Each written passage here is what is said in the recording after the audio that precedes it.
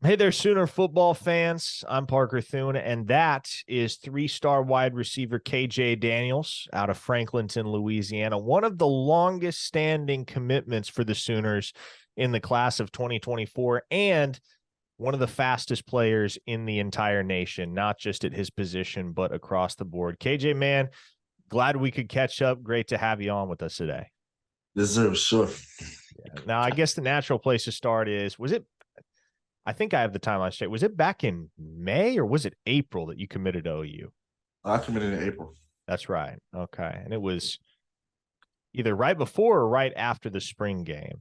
I know Right. that it was somewhere in that general vicinity. But man, your courtship with OU, all things considered, didn't take all that long. Emmett Jones was the one that offered you. He didn't officially join the OU staff until January, so it was a matter of weeks between your offer from the Sooners and your commitment. So let's kind of start right there. Emmett Jones, as a coach, as a person, as a football mind, what got you excited? What gets you excited about the potential of learning underneath his tutelage? Just talking to him and Jones, like he made a big impact on me. We had built a good bond at Texas Tech, like before the Oklahoma, and I just like who wouldn't want to play under Emmett Jones? Like he really experienced, and I feel like I could trust him. Now, he was at Texas Tech before, as you mentioned.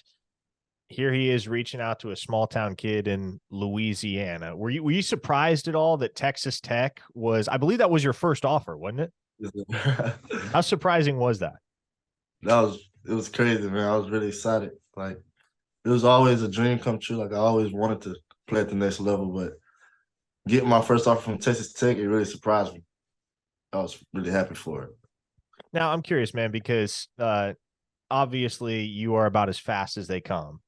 But at what point along the line did you realize, because at your size, right, you got to be a dynamic athlete if you're going to touch the Yeah. field at the Power 5 level. So at what point did you realize, oh shoot, no, like I can do this. I can play at the Power 5 level. Like this is what I'm capable of. Definitely sophomore year. My Yeah. sophomore year, I realized it's a. So what was it about that year that kind of opened your eyes to that reality, that possibility down the line? I had I had finally started getting the ball and like realizing what I could actually do. Like at first, like I didn't realize I can even like cut that fast, but yeah, once I realized it was over with, I knew I was gonna do Yeah. something with it. And just to be clear, folks, this isn't just me telling you this kid is one of the fastest in the nation. The numbers bear that out. If you go back to the data from the Under Armour camp in Dallas back in March, which they bring players from all around several states, hundreds and hundreds of players go through testing, go through individual drills. It's an opportunity for all of them to prove their worth and prove their mettle up against one another. KJ Daniels had the fastest 10-yard split of anybody in attendance. And if you go back and look at the list, the players that were in attendance that day, some of those names, some of those players that competed that day are much higher ranked than he is. But yeah, this kid could go 0 to 60 faster than any of them. So, man, I want to talk a little bit about your training regimen because as a wide receiver, right, I'm sure it's a lot of stuff that's kind of focused on footwork, focused on twitch, making sure that when you get to the collegiate level, your release and your cuts are as precise and as quick as they can possibly be. So what does your training regimen look like as a wide receiver? I really focus on release since I'm not that small, and I know like people can kind of get their hands on me. So I really just work through like breaking through contact, and then like just breaking down on routes, really. But besides that, once I get off the gym, I feel like I'm good, automatic. I got you. But So yeah, I really, what does it look like day to day as far as what you're doing to make yourself better? uh, really, I train by myself. So like, I just go outside. Like, I go to the school and just I get a lift. I don't lift hard, but I get a lift and then I just give me like an hour to work in on the field. I don't even got nobody throwing the ball, but I just work on cutting and my releases and yeah, maintaining my body control and yeah, all that. So let's fast forward the clock from your commitment to your official visit, which took place in June. You're already locked in at that point with Emmett and OU. But What do you recall? What stands out to you? What were the seminal moments of your official visit experience that helped open your eyes to what OU can offer you both on and off the field that maybe you weren't aware of even at that point?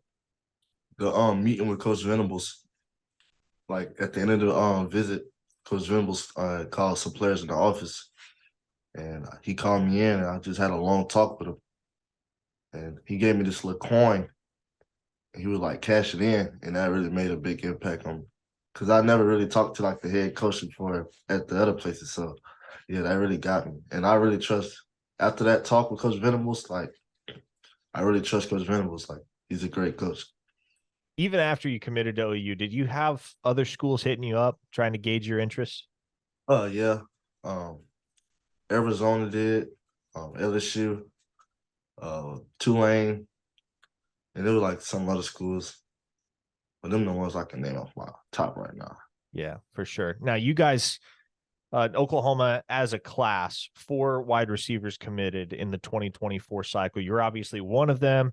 You have Ivan Carrion from West Texas, um, Zion Kearney as well, and then Zion Raggins. Zion Kearney, of course, from the Houston area, Zion Raggins from the Georgia area. I imagine you've had the chance to interact with some of, if not all of those guys at some point throughout the process. What do you like about the versatility and the way that you guys can complement each other within the receiver group in the 2024 class? Really, everybody like taking it as like we all on the same level. Everybody cool. Everybody we all like build each other up. There ain't no hating and all that. But yeah, man, like it's really like a brotherhood. Now you got 2 quarterbacks committed in this class as well. Michael Hawkins, Brendan Zerbrug. I know Brendan was kind of a later addition than many of you guys that committed in June and July. So maybe you haven't had as much of an opportunity to really click with him yet. But whether it's Mike or Brendan, what gets you excited about catching passes from those 2 dudes one day? Oh yeah, I feel great about it. I always wanted like a quarterback like that because I know I can get open. So I'm really ready for it. Yeah. Yeah. Now, many OU fans have drawn the parallel between you and Hollywood Brown, who, of course, was a first-round pick after going the JUCO route to Oklahoma. Is there anybody, whether it's him or somebody else, anybody that you kind of model your game after that you see shades of yourself in? Him and Tank Dell. Tank Dell. Tank Dell. There you Yeah. go. Yeah. Yeah, he's having a nice year. Houston Texans are having a nice year, and he's been a big part of it. Now, there's been some turnover recently on the OU staff. Obviously, Jeff Lebby took the head coaching job at Mississippi State. Seth Luttrell, former North Texas head coach, former OC at Arizona, North Carolina, and Indiana. He ends up getting promoted from his off-field role within the program to be the Sooners' next play caller, next offensive coordinator. Uh, how much have you gotten the chance to interact with Seth Luttrell thus far? And what has the message been from OU regarding his offense and what distinctions there will be between the scheme he runs and the scheme that Jeff Lebby runs? Well, from what I heard, they said that same scheme as last year. They airing it out. Gonna have a pretty good running game too as well. But yeah, it was like they told me that it was the same scheme. They're still airing it out and gonna be the same offense basically, just under 2 different guys. Now, as far as your goals for year one, obviously everybody wants to get to a place like OU and play as a freshman. That's a very baseline expectation for anybody, right? Get on the field first year in college. But do you have any specific, like more specific, narrower benchmarks that you've established for yourself? Okay, I want to do this or accomplish this by the end of my freshman year. I really just want to like gain a little weight and get a little stronger, and then just like see what Emmy can offer me and what I can learn more that I don't know already. And yeah, I really just want to compete. That's all. I'm coming in to compete hard. There you go.